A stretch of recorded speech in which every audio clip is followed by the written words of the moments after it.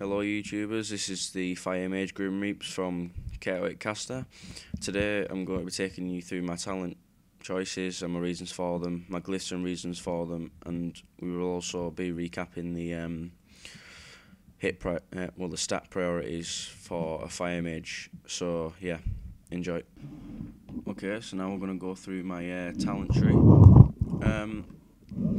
Scorch. The reason I chose Scorch is because a lot of the times it can trigger, I think it's heating up, which is quite helpful for me because then I could either Inferno Blast or Combust or use Fireball or anything because it just needs a critical strike. But to be honest, I think this is more useful because you can use it on the move, and it's just nice to have there. Like, if you're on the move and you're to still be casting, like say if you're against a warrior or something, I think it's extremely effective, and I'd rather have that than Ice Flows or Presence of Mine.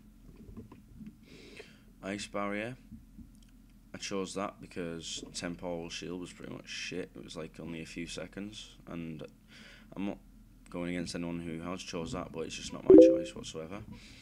I didn't go with Blazing Speed because I don't need a speed increase at the moment until, well, I might need it when it comes to rate of battlegrounds depending on how many healers I have.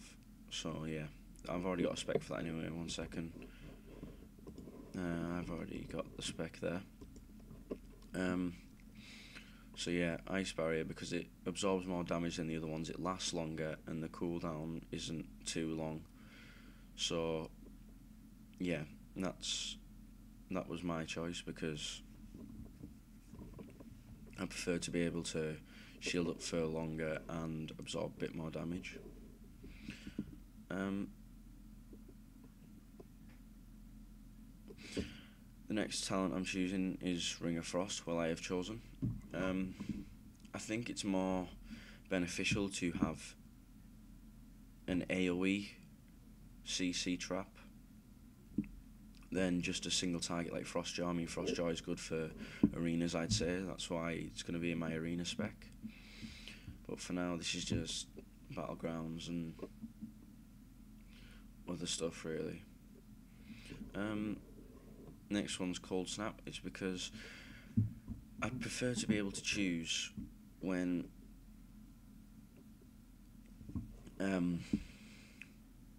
I heal up. I mean, I wouldn't like to heal up on 0 to 15%.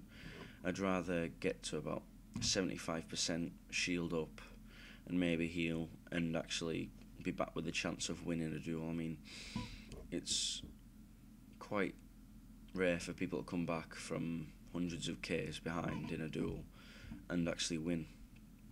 So yeah, Cold Snap was my preferred choice there.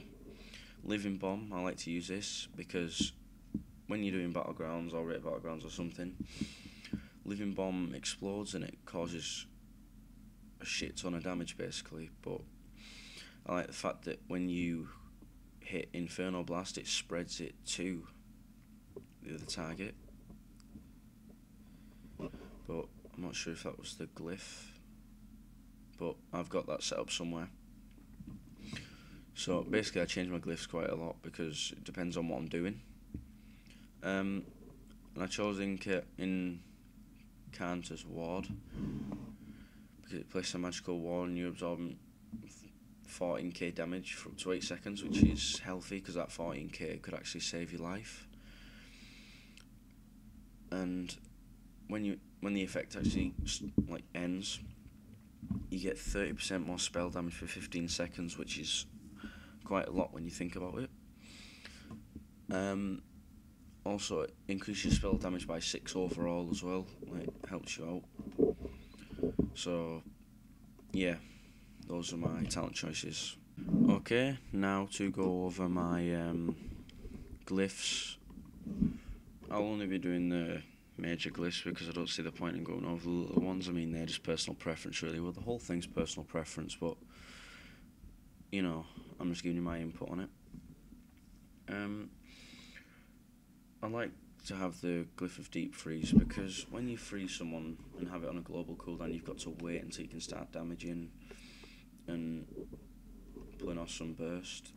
To be honest, I'd rather get it done as soon as possible, so I'd rather be able to deep freeze and start kicking the living hell out of my target as much as I can before they get out and probably come and fill me in. But yeah, that's the main reason for that, just so I can burst a bit quicker. Glyph of Polymorph. I usually switch this with the Glyph of Fire Blast for the reason I told you before in the talent section. But yeah, I chose Polymorph so I can remove all damaging effects from the target. So that means basically the Polymorph won't be broken, and I can keep him CC'd for as long as possible, and the Tauring is trolling me. So yeah, Evocation.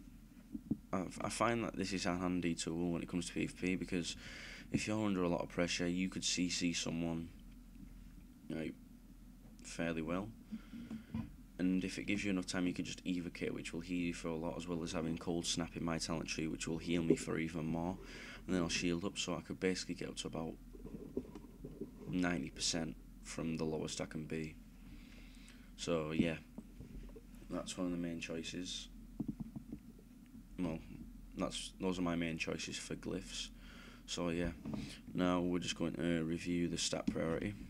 Now we go on the stat priorities. For PvP fire mages, I don't think there is a certain stat priority. I think you just need to stack up on PvP power and PvP resilience, like all PvPers do, as well as the fact that you have to have a certain amount of critical. You don't have to stack the critical, but we need to have quite high so we can get our procs and our damage out on our burst, as well as the fact that we do need some hits so we actually hit the targets. So yeah, just make sure they're capped. But if you're wanting to go into PvE, your stat priority is intellect, obviously. Your hit rating, which should always be at 15%. No more is needed, no less is like. Well, you can have a little bit less. I just suppose you'll miss elites and stuff, but that doesn't really matter unless it is a skull elite. After your hit rating, you're going to want to stack critical again, so you can get your procs and your burst damage out when it's ready. And then you've got your haste rating, which comes after the critical, and last is probably mastery. So yeah, hope you enjoyed this guide, and if you did, leave it a like, a comment, and possibly a favourite, and maybe subscribe. And I will see you when I make some more videos on different classes or some montages on my Mage. Let me know what you want to see. Thanks for watching, guys. Bye.